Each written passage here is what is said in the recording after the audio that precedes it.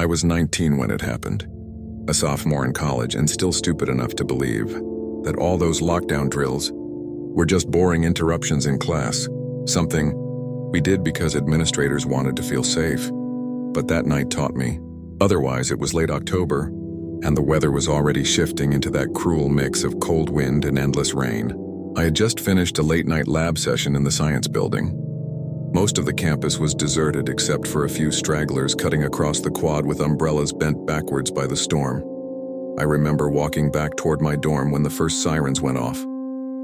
Not the city sirens, but the campus-wide lockdown alarms.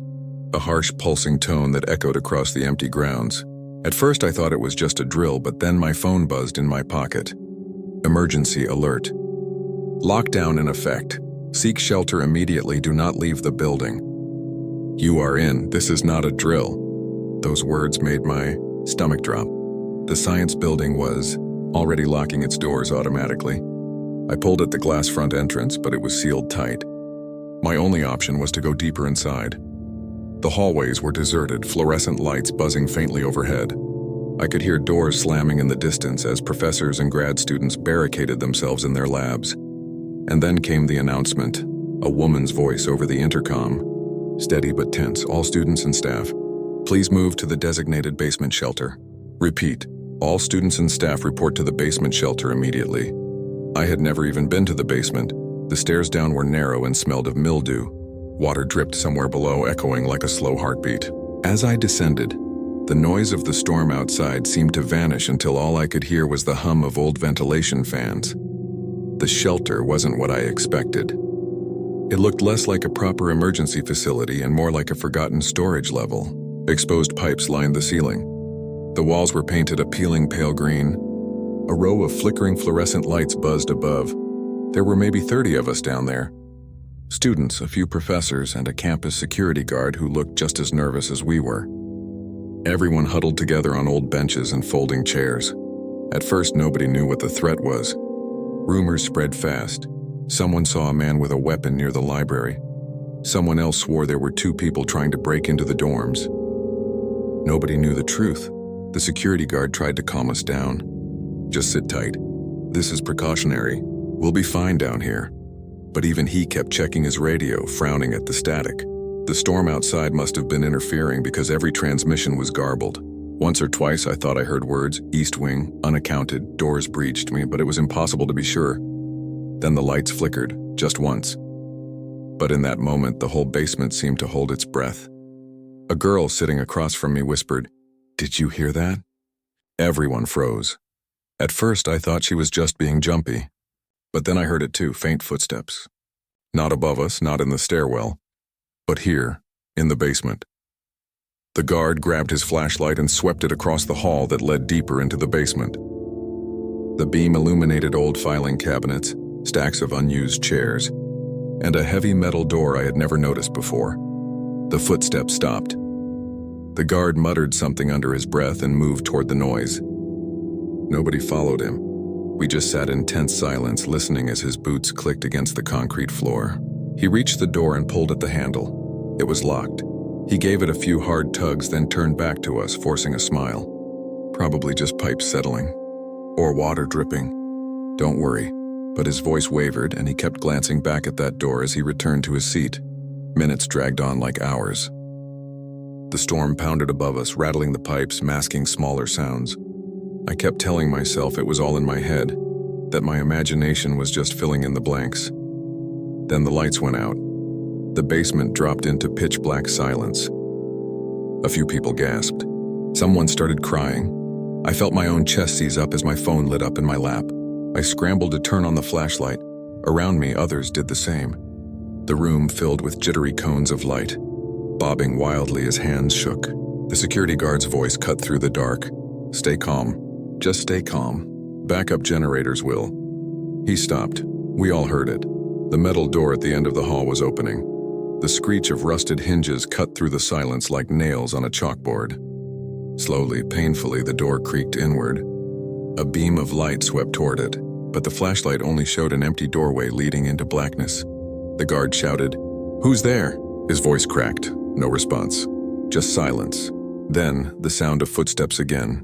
Slow, deliberate, coming closer. Panic spread fast. A few students bolted for the stairwell, only to find the security doors at the top sealed shut. They pounded on them, screaming for help. The rest of us backed against the wall, lights shaking as we tried to focus on that yawning doorway. The guard aimed his flashlight down the hall, his hand trembling. "Stay back," he barked, though I don't think he knew who or what he was talking to. The footsteps stopped again. Then, in the silence, something whispered, a low, rasping voice that carried through the air like smoke, too faint to understand the words, too close to ignore. I don't know what happened in the next 20 minutes. Time dissolved into a blur of panic and dread.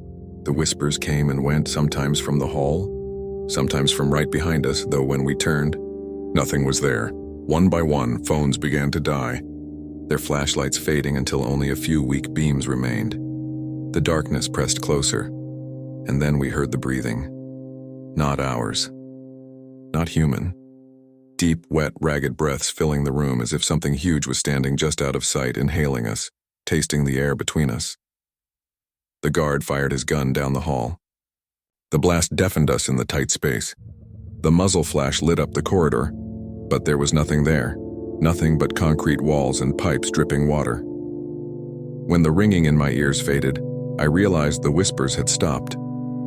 The breathing had stopped, but the door was still open. We stayed like that for what felt like hours. Nobody dared move. Nobody spoke. Some cried quietly into their hands.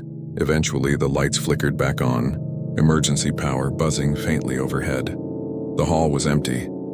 The door stood wide open. Campus police arrived maybe 30 minutes later, forcing the stairwell doors open from the outside. They herded us upstairs, asking questions, writing down names. The security guard tried to explain what had happened, but they brushed it off. "There's nobody down there," one of the officers said. We swept it twice empty, but I knew. We all knew. Something had been down there, watching us, breathing, whispering. After that night, the basement shelter was permanently sealed. Classes in the science building were moved. Nobody talked about it openly, but every student who had been there knew the truth. We avoided that building. We avoided each other, as if speaking about it might make it real again. Even now, years later, I can still hear that door creaking open in my dreams. And sometimes, when I wake in the middle of the night, I swear I can still hear it. That rasping breath hovering just behind my ear. I was 16 when our school went into lockdown. Not the practice drills, not the routine hide under the desk and wait for the all clear. No, this was real, and I swear to you, what happened that day inside the gym has never left me. It was a Friday afternoon, last period. The kind of day when students are restless, teachers tired, and everyone just wants to go home. The sky outside was dark with heavy clouds promising a storm. I was sitting in history class, half asleep, when the announcement came. "Attention staff and students, we are now in lockdown." Repeat, "We are in lockdown. Teachers, secure your classrooms immediately." The intercom clicked off. The classroom went dead silent. At first, we all thought it was a drill, but then we heard the sound, the alarm, a shrill, continuous tone echoing through the halls. That was how we knew it was real. Our teacher, Mrs. Lang, told us to move quickly. She pushed desks against the door, drew the blinds, shut off the lights, but then her radio crackled with a new order. "All students to the gymnasium immediately. Teachers, escort your classes." That wasn't standard. Normally we'd stay put. Why were they moving hundreds of kids into one massive room? But rules were rules. Mrs. Lang herded us into the hallway, joining the flood of other classrooms. The halls were chaos. Students whispering, some crying, everyone moving as fast as possible toward the gym. The gymnasium was cavernous, echoing with footsteps and hushed voices. Teachers locked the main doors behind us, pulling the heavy bolts across. Bleachers were extended, and we were told to sit tight, shoulder to shoulder. The lights hummed above, cold and bright. It almost felt safe at first, like being corralled together would protect us.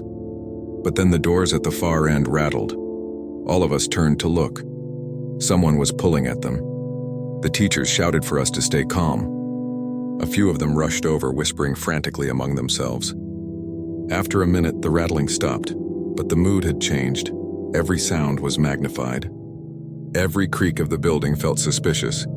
I sat close to the middle of the bleachers trying to make myself small. I remember clutching my backpack to my chest like it was armor. Then the lights flickered. It was just for a second. But the whole gym seemed to exhale in fear. Someone whispered behind me, "What if the power goes out?" It did. The gym plunged into darkness. A few students screamed. Teachers tried to calm us, but their voices were shaky. Phones lit up one by one. Little rectangles of blue light scattered through the crowd. The glow was eerie, like floating stars in the pitch black. That's when we saw the first shadow. It moved along the far wall, tall and wrong, stretched impossibly thin across the cinder block. At first I thought it was just a trick of the light, but then it detached, peeling itself away from the wall like paper curling up. The students closest to it scrambled back, their phones shaking in their hands. The thing didn't have a face. Just a long, faceless shape blacker than the dark around it, and it was moving toward us. The teacher shouted. One threw a flashlight beam across the floor. The shadow was gone. But now the whispers started. Not from the crowd, from the air itself. Low, raspy whispers slipping through the black, circling the gym. They weren't words I understood, just sounds guttural and hungry. People started crying openly. Some tried to run for the doors only to find them still bolted shut. We were trapped. Minutes dragged on. Whispers, flickers of movement, shadows stretching where they shouldn't. The storm outside slammed rain against the roof, making it impossible to tell what noises were real and which weren't. Then came the thud. Something slammed against the gym doors, hard enough to shake the metal. Everyone screamed. The teachers pulled us further back, away from the entrance. I could see one of them gripping a baseball bat from the equipment closet, white-knuckled. Another thud. Louder. Something was trying to get in. But then I noticed something worse. The shadow wasn't at the doors anymore. It was inside. I saw it moving along the bleachers, slipping between students like smoke. Each time someone's flashlight caught it, it would vanish, only to reappear further along. A boy near the bottom row started convulsing, gasping for air as if the shadow had wrapped itself around his throat. Teachers rushed to him, but the lights blinked again. And when they came back, he was unconscious. That's when panic fully set in. Students tried climbing over the bleachers, clawing at the walls, pounding on the exits. Teachers were shouting, radios crackling with static. The gym was a madhouse of terror, and still, the shadows multiplied. I swear there were more of them now. Dozens of faceless figures sliding along the walls, merging with each other, stretching across the ceiling. Every time the lights flickered, they got closer. Phones were dying fast. One by one, those tiny blue lights winked out, plunging us deeper into darkness. All around me, kids were praying, sobbing, whispering that they wanted to go home. And then, silence. The whispers stopped. The thud stopped. Even the storm seemed to hold its breath. In that suffocating silence, I heard something new. Breathing. Not ours. Not panicked human breathing. Slow, heavy, surrounding us from every direction. I froze. My skin went cold. Something brushed against my ankle. I kicked out, but there was nothing there. Just the empty space between bleacher rows. Then the lights came back. The gym was empty. No shadows. No whispers. Nothing, except for the boy who had collapsed. His face was pale, his lips blue, his chest still. He never woke up. The lockdown ended 30 minutes later. Police arrived, storming the building, checking every hallway, every exit. They found nothing. No intruder. No sign of forced entry. The official story was that the boy had a seizure brought on by stress, that the shadows we saw were tricks of the emergency lighting, that our panic had fueled the hysteria. But I know what I saw. We all do. After that day, the gym was closed for renovations. They claimed it was electrical issues. But among students, the whispers spread. Don't go in there at night. Don't stay in the gym alone, because once the lights flicker, the shadows come back and they don't always leave. Even now, years later, I can't stand gymnasiums. The echo of footsteps on polished wood, the smell of sweat and dust. It all makes my stomach twist, and sometimes, when I pass by a darkened window at night, I catch sight of something stretched across the glass. A tall, faceless shadow, waiting for the lights to go out again. I was working the night shift at the university library when it happened. I'd been at the job for less than a month, desperate for the paycheck and honestly grateful for the peace. Nobody really comes in after 10 p.m. except for the occasional stressed-out grad student. The place was huge, 4 floors, endless shelves. My duty was simple: check the desks, reshelve the returns, and lock up at 2 a.m. But that night, something else checked in with me, and it never checked out. The first half of the night was normal. A handful of students came and went, quiet as ghosts, their laptops glowing in the dim light. By midnight, only one was left. A girl sitting on the 3rd floor, headphones in, lost in her books. At 12:15 a.m., the announcement chimed. "Attention, the library will close in 45 minutes. The girl didn't move. She never even looked up. Fine, I thought. She'll leave when I sweep through. I was on the 2nd floor when the first sound came. Not footsteps, not voices. A knocking, 3 steady taps, somewhere in the stacks. I froze, cart full of books in front of me, heart thudding. I told myself it was nothing, pipes maybe. Old buildings make old noises. But then came another 3 knocks, louder, closer. I pushed my cart faster, trying to shake it off. But when I reached the stairwell, I saw something that made my stomach twist. The girl's backpack was still on the 3rd floor desk. Her books were still open, but the chair was empty. She hadn't come down, and the library doors were locked from the inside. I climbed the stairs slowly, calling out, "Hello? Library's closing soon." No answer. The 3rd floor was silent. Silent, except for the whisper. It slid between the shelves, low and wet, like someone trying to form words underwater. I turned in a circle, flashlight beam cutting across the endless rows of books. "Hello?" I tried again, but my voice cracked. Then I saw her. The girl stood at the far end of the aisle. Except she wasn't standing right. Her body was twisted, head tilted too far to the side, arms hanging loose at unnatural angles. Her hair covered most of her face, but her mouth was wide open, and the whisper wasn't coming from around me anymore. It was coming from her. I blinked, and she was gone, just gone. Her books were still open, the chair still pulled out, her bag still there, but the aisle was empty. I backed away, pulse hammering. My radio crackled on my belt, startling me so hard I nearly dropped it. But it wasn't a voice, just static. Static that grew louder the further I walked toward the stairwell. I decided to lock up early. Screw procedure. Screw the paycheck. I hurried back to the main floor, but when I reached the front desk, the doors weren't just locked. They were chained. Thick, rusted chains wound around the handles, padlocked shut. I hadn't done that, and the keys on my ring didn't match the lock. The whisper rose again, surrounding me now, slipping between the stacks, beneath the tables, curling down the stairwell. I tried the side exits, chained, emergency doors, chained. I was trapped, and then the lights went out. The darkness was crushing. I yanked out my phone for light, the tiny glow trembling in my hand. The whisper turned into laughter now, high, broken laughter bouncing off the walls. I stumbled through the shelves, desperate for an exit. Any exit. That's when I saw her again. The girl. She was crouched on top of one of the bookcases, fingers digging into the wood, head bent at that impossible angle. Her mouth was still open, but the laughter wasn't coming from her. It was coming from behind me. I spun around and saw shadows, tall, thin, faceless shapes sliding between the shelves. Too many to count. Each time I swung the light, they froze. But the moment I moved again, they crept closer. I bolted for the stairwell, pounding up toward the 4th floor. My footsteps echoed, chased by the whispering, the laughter, the dragging sounds of something not far behind. The 4th floor was worse. The air was heavy, suffocating, like the walls themselves were closing in, and everywhere I looked, the shelves were wrong, tilted, broken, filled with books that shouldn't exist. Their titles weren't in any language I recognized. The covers pulsed like veins under skin. I didn't touch them. I ran to the windows. They were bricked over from the outside. Every single one. The laughter swelled. Overlapping voices now, male and female, young and old, all tangled together in a horrible chorus.